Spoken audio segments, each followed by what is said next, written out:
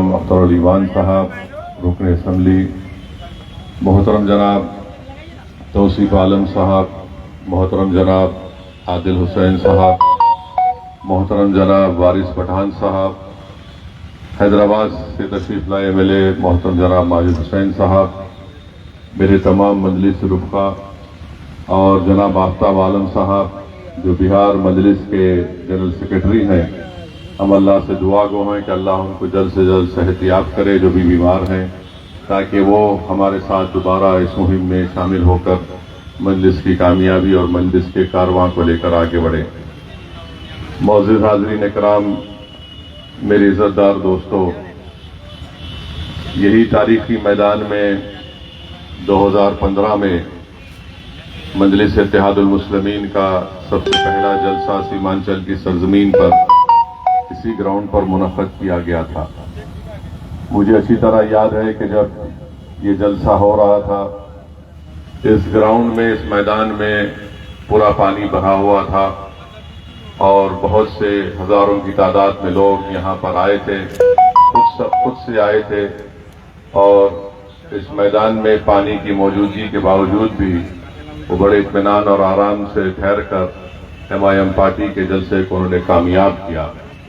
मैंने इस मैदान में खड़े होकर कहा था कि मजलिस सीमांचल की सरजमीन पर आई है, यहाँ पर इंशाअल्लाह ताला हम अपना झंडा यहाँ पर लगाएंगे और कभी भी हम मुड़कर नहीं देखेंगे, ना हम इस सरजमीन को छोड़कर जाएंगे। मैंने बार बार आपको ये बात कहा है कि मैं यहाँ पर अपनी मकबूलियत में इजाफा करने के लिए नहीं आया हूँ। मैं यहाँ पर आया हूँ, मजलिस यहाँ पर आई है ताकि यहाँ पर सीमांचल की आवाम से इंसाफ हो सके और हमारा मानना यह है कि हमारे नौजवानों का मुस्तकबिल उस वक्त अच्छा होगा, हमारे बुजुर्ग और हमारी माँ और बहनों की आंखों से आंसू उस वक्त रुकेंगे जब यहाँ के नौजवानों को हम एक सही राह पर लेकर जाएंगे। और उस वक्त भी कहा हूँ, आज भी कह रहा हूँ, याद रखिए मेरी इस बात को, जब तक आप अपने हाथों से, अपने आंसुओं से, अपनी दुआओं से, अपने खून पसीने से आप अपनी लीडरशिप को नहीं बनाएंगे, आपके ख्वाब मुकम्मल नहीं होने वाले हैं। हमारे ख्वाब उसी वक्त मुकम्मल हो सकते हैं जब हम अपनी एक लीडरशिप को बनाएंगे। याद रखिए, बिहार प्रदेश की एक तल्ख हकीकत है, वो हकीकत ये है कि हर समाज का उनका एक नेता है और अगर आप अपने नेता को बनाएंगे तो कोई नेता आसमान से आने वाला नहीं है, कोई नेता जमीन से निकलने वाला नहीं है, आप ही के दरमियान से आपको अपनी लीडरशिप को बनाना है। यकीनन मैं आपसे इस बात आपके दरमियान में खड़े होकर इस बात का इकरार करता हूं कि 5 साल पहले हम तमाम ने बड़ी मेहनतें की, काविशें की, कुर्बानियां दी और हमको कामयाबी मिली। 5 विधायक हमारे कामयाब हुए, मगर बड़े अफसोस की बात है कि 4 उसमें से गद्दार निकले, अपना ईमान और अपना ज़मीर बेचकर वो सीमांचल की सरजमीन पर बसने वाले गयूर अवाम के पीठ पे खंजर घोंपा। मगर वो लोग ये भूल गए कि हम अभी भी अपना बीज बो रहे हैं इस सरजमीन पर और इंशाअल्लाह ताला वो बीज, उससे एक नई फसल तैयार होगी जो मुझे यकीन है कि इंशाअल्लाह ताला न सिर्फ इस आने वाले विधानसभा के चुनाव में हम दोबारा अपने विधायक को कामयाब करेंगे, बल्कि इंशाअल्लाह ताला सुबह क़यामत तक यहाँ पर मजलिस इत्तेहादुल मुस्लिमीन ने जो लीडरशिप और नेता बनाने का काम शुरू किया है वो हमको कामयाबी हर मरहले पर मिलेगी। तो मेरी आपसे गुजारिश है कि आप इस इंसाफ यात्रा का हिस्सा आप जो बने हैं, 4 दिन का हमारा प्रोग्राम है, सीमांचल के मुख्तलिफ जिले में हम जा रहे हैं, मुख्तलिफ विधानसभा में जाकर हम अपनी बात को रख रहे हैं ताकि आने वाले विधानसभा के चुनाव में हम पहले से ज्यादा ताकत से इस चुनाव में मुकाबला करेंगे। तो मेरे अजीज दोस्तों, बुजुर्गों, मैं एक बात आपको बताना जरूरी समझता हूं کہ جب کبھی بھی اویسی سیمانچل کو آتا ہے تو ایک ہمارے جو مخالف ہیں، جو نہیں چاہتے کہ سیمانچل سے انصاف ہو، جو نہیں چاہتے کہ سیمانچل کا نوجوان نیتا بن کر ان کی آنکھ میں آنکھ ڈال کر انصاف کا مطالبہ کر سکے، جو یہ طاقتیں نہیں چاہتی کہ ہمیشہ ہماری ماں اور ہمارے بزرگوں کی آنکھوں میں آنسو رہے، وہ ایک ہی الزام لگاتے ہیں کہ مجلس آئے گی تو ووٹ پھٹیں گے۔ میں آپ سے پوچھنا چاہ رہا ہوں، اور آپ اس سچائی کو جانتے بھی ہیں، کہ بی جے پی کئی مرتبہ کامیاب ہو گئی، اس کی کامیابی کے پیچھے کس کا رول رہا ہے؟ کون بی جے پی کو روک نہیں پا رہا؟ پارلیمنٹ کے چناؤ ہوئے، مجلس نے کتنے پارلیمنٹ کی سیٹ پر الیکشن لڑا؟ آخر کیسے تیسری مرتبہ نریندر مودی اس دیش کے پردھان منتری بن گئے؟ جب میں اس سوال پوچھتا ہوں تو اس سوال کا جواب کوئی نہیں دے پاتا ہے۔ چلیے، اب ہم نے اختر الایمان صاحب نے راجد کے ذمہ داروں کو، جناب لالو پرساد یادو کو 2 خط لکھ کر کہا کہ آئیے ہم آپ سے الائنس کرنے کے لیے تیار ہیں۔ آپ اندازہ لگائیے کہ کتنا سخت اور تکلیف دہ بات اور فیصلہ ہم نے لیا تھا کہ جس پارٹی نے ہمارے 4 ودھائکوں ان بے ایمانوں کو خرید لیا، اس کے باوجود بھی ہم نے کہا کہ آئیے بھاجپا کو روکتے ہیں۔ ایک نہیں 2 خط اختر الایمان صاحب نے لکھے۔ پھر ایک جہاں پر لیڈر اپوزیشن تیجسوی یادو کو بھی لیٹر لکھا، اور اختر الایمان نے لکھ کر کہا کہ ہم کو صرف 6 سیٹ دے دیجئے، اگر آپ کی حکومت بنتی ہے تو ہم کو منتری کا پوسٹ مت دیجئے، ہم صرف اتنا چاہتے ہیں کہ آپ بی جے پی کو روکیے، فرقہ پرستی کو ختم کریے، اور سیمانچل کے انصاف کے لیے سمویدھان میں جو آرٹیکل ہے، اس آرٹیکل کے تحت سیمانچل میں ایک ڈیولپمنٹ کونسل بنائیے تاکہ یہاں کی اس سرزمین پر بسنے والوں کو انصاف مل سکے۔ صرف یہی بات ایم آئی ایم پارٹی کی طرف سے جناب اختر الایمان نے لکھ دی ہے۔ اب یہ آپ کو دیکھنا ہے، یہ دنیا دیکھے گی کہ جو لوگ ہم پر جھوٹا الزام لگاتے تھے اور جو لوگ ہم سے سوال کر رہے ہیں کہ آخر کیا ضرورت تھی آپ کو خط لکھنے کی، تو میں ان کو کہنا چاہ رہا ہوں، جس میں ہمارے دوست بھی ہیں، ہمارے دشمن بھی ہیں، ہمارے مخالفین بھی ہیں، یہ خط ہم نے طاقت کی بنیاد پر لکھا ہے، کمزوری کی بنیاد پر نہیں لکھا ہے۔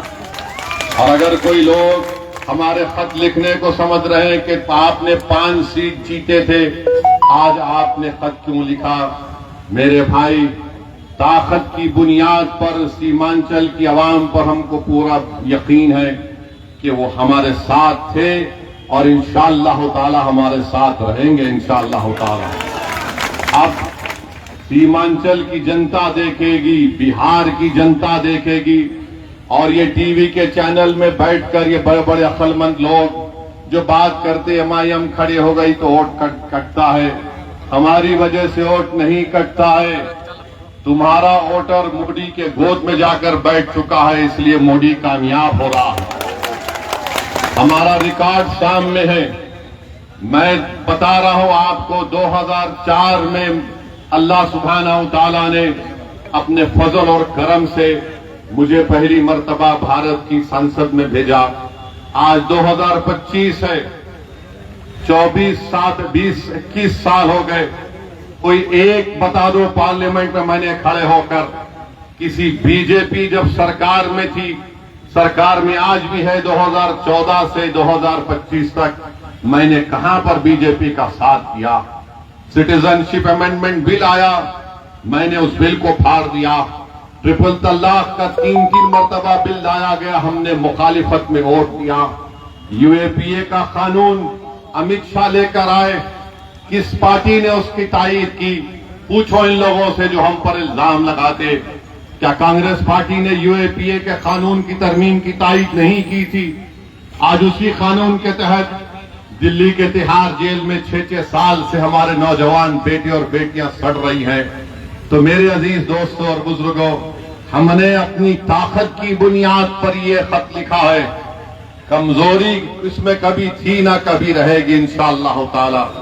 دوسری بات وہ کہیں گے یہ حیدرآباد سے آیا ہے. ہاں میں حیدرآباد سے آیا ہوں, چاند سے نہیں آیا ہوں, اس میں کوئی بری بات نہیں ہے. اور اگر جو کہہ رہے حیدرآباد سے آیا تو پھر وہ جو ہریانہ سے آ کر بہار میں راجیہ سبھا کا MP بن جاتا ہے, اس پہ تم کو پیٹ میں درد نہیں ہوتا؟ کیا وہ بہار کا واسی ہے؟ میں حیدرآباد سے ضرور آیا ہوں اور انشاءاللہ تعالی اللہ جب تک زندہ رکھے گا آتا رہوں گا. دنیا کی کوئی طاقت مجھے سیمانچل اور بہار آنے سے روک نہیں سکتی انشاءاللہ تعالی. صرف موت ہی مجھے روک سکتی ہے. مگر اگر میرے آنے سے تمہاری نیند حرام ہو گئی ہے, تمہارا چین برباد ہو چکا ہے, تو میرا آنا کامیاب ہو گیا, کیونکہ تم اس عوام کو دھوکہ دے رہے تھے. آج عوام میں بیداری پیدا ہو گئی. تیسرا وہ بولتے ہیں لیڈرشپ کہاں بنے گی. میرے بھائی, جب کسان زمین میں بیج بوتا ہے تو آسمان کی طرف دیکھ کر دعا کرتا ہے کہ رب کائنات, میں تیری اس بنائی ہوئی زمین پر اس بیج کو بو رہا ہوں, تو کرم فرما دے تاکہ اس بیج سے فصل پیدا ہو جائے. یہی دعا اسد الدین اویسی 2015 سے کر رہا اور زندگی بھر کرتا رہے گا. ہم یہاں پر آپ کی لیڈرشپ کو ٹھہرائیں گے. بہت عرصہ گزر چکا, 1950 سے قریب 20 سال کانگریس کی سرکار رہی, اس کے بعد راجد کی سرکار 15 سال رہی, اب نتیش کمار کو 20 سال 21 سال ہو چکے. بتائیے آپ کی آواز کہاں پر ہے؟ آپ کی آواز کہیں پر نہیں ہوئے, آپ کی آواز کو اٹھنے نہیں دیا جاتا. اسی لیے آج اگر اویسی سے دشمنی ہے تو ان کو دشمنی صرف اس بات سے ہے کہ کون ہے یہ شخص جو ان کو بیدار کر رہا ہے اور ان کے حق کو منوانے کے لیے ان کو نیتا بنانے کی بات کر رہا ہے. ان کو ہم سے دشمنی صرف اسی لیے ہے کہ ان کی زبان سے لفظ سیمانچل نہیں نکلتا تھا. مجلس نے جب سیمانچل بولنا شروع کیا تو یہ سب طوطے کی طرح سیمانچل سیمانچل بولنا شروع کر دیے. تو میرے عزیز دوستوں اور بزرگوں, میری عزت اور ماں اور بہنوں, ان باتوں کو ذہن نشین کر لیجئے کہ یہ آئیں گے پھر سے. ہم تو آج بھی کہہ رہے ہیں کہ بات کر لو ہم سے, تم بات کر لو ہم سے. ہم بھی نہیں چاہتے کہ دوبارہ یہاں پر بی جے پی کی سرکار بنے. ہم بھی چاہتے ہیں کہ بی جے پی کو روکا جائے. تلنگانہ میں جا کر دیکھیے, پوچھئے وہاں کے کانگریس کے نیتاؤں سے کہ مجلس نے کیا رول ادا کیا تھا. میرے عزیز دوستوں اور بزرگوں, بی جے پی آج اس ملک میں سب سے زیادہ اگر کسی کو نشانہ بنا رہی ہے تو سیکولرزم کو ختم کرنا چاہتی ہے. بی جے پی سنویدھان کو کمزور کرنا چاہتی ہے. کسی کے گھر پر اگر بلڈوزر چلتا ہے تو میرے گھر پر چلتا ہے. میرے نام نہاد ہمدردوں کے گھر پر بلڈوزر نہیں چلتا. اگر کسی بچے کو آئی لو محمد کا پوسٹر اٹھاتا ہے تو اس کا پوسٹر چھین لیا جاتا ہے. اگر ان کے نیتاؤں کا نام لکھ کر آئی لو لکھ دیا جائے تو کوئی ان پر کچھ نہیں کہتا. کسی کے مدرسے کو اگر برباد کیا جا رہا ہے تو میرے مدرسے کو برباد کیا جا رہا ہے. میرے ہم نوا یا مجھ سے زبانی محبت کرنے والوں کو کوئی تکلیف نہیں ہوتی. یاد رکھیے, وقف کا قانون جو بی جے پی نے بنایا, دنیا نے دیکھا کہ اسد الدین اویسی نے آپ کی طرف سے, مجلس کی طرف سے کھڑے ہو کر اس قانون کی دھجیاں اڑائیں. اس قانون کو بنانے کا مقصد ایک ہی ہے کہ بھارت کے مسلمانوں کی وقف کی جائیداد کو ختم کر کے رکھ دیا جائے. اس قانون کو بنانے کا مقصد ایک ہی ہے کہ ہمارے وقف بورڈ میں غیر مسلم حضرات کو ممبر بنا کر ہماری جائیدادوں کو ڈائریکٹ مینجمنٹ پہ لے کر اس کو ختم کر کے رکھ دیا جائے. اے ایس آئی کے نام پر جو ہماری جائیداد وقف کی ہے اس کو ہم سے چھین لیا گیا. لمیٹیشن کا قانون لگا کر جو وقف کی جائیداد پر جو چور حضرات قابض ہیں ان کو مالک بنایا جائے. اس قانون کو بھی ہم کو یاد رکھنا ہے.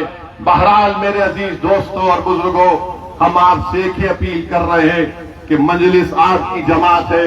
مجلس پارٹی کو آپ کامیاب کریے.